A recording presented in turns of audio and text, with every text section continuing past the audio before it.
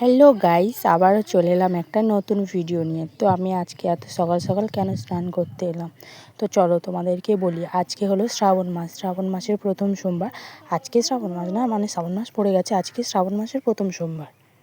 তো তোমরা সবাই কেমন আছো? আশা করছি ভালো আছো।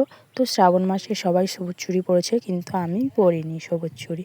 তো এখানে এসে দেখি মা আর ভাই মিলে গরুর দুধ দুইছে। তো আমি একটু দেখতে এলাম আর তোমাদেরকেও একটু দেখালাম। আমাদের এই বাচ্চা গরুটার নাম ঘন্টি। কি কিউট এই বাচ্চা গরুটা।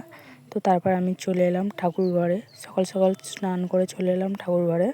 আমি আজকে সোমবার শিবলিঙ্গতে জল ঢালবো, দুধ ঢালবো, তো তার জন্য চলে এলাম। তারপর ঠাকুরঘরটাকে সাজিয়ে নিলাম। তোমরা আমার আগের ভিডিওতে অবশ্যই দেখেছো যে আমি কেমনভাবে ঠাকুরঘর সাজাই, প্রথম থেকে লাস্ট অবধি সবই দেখেছো, তাই কিছু দেখাইনি, কেটে কেটে দেখাচ্ছি এগুলো। তারপরে চলো আমি এখন ঠাকুরের মাথায় দুধ ঢালছি।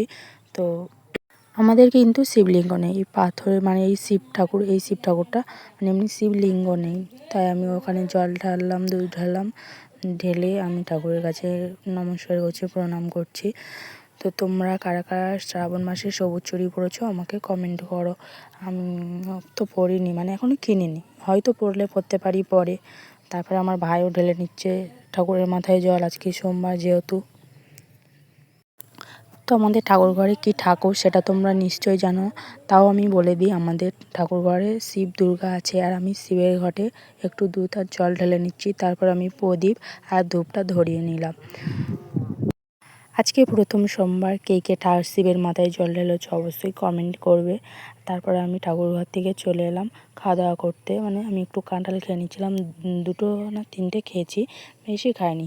এতটা কাঁঠাল নিয়ে বসেছি বলে তোমরা যেন ভেবো না, আমি সব কাঁঠালটাই খেয়েছি। কাঁঠালটা টেস্ট ছিল ভালো, কিন্তু আমি কাঁঠাল খেতে পছন্দ করি না তেমন।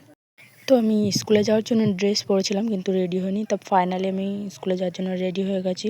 তো চলো এবার স্কুলে যাওয়া যাক। স্কুল থেকে বাড়ি এসেছি, আমি পুরো ভিজে গেছি, মাথা টাথা সব ভিজে গেছে, প্রচণ্ড বৃষ্টি হচ্ছিল। তারপরে চলে এলাম জামা কাপড় ছেড়ে খাওয়া দাওয়ার জন্য।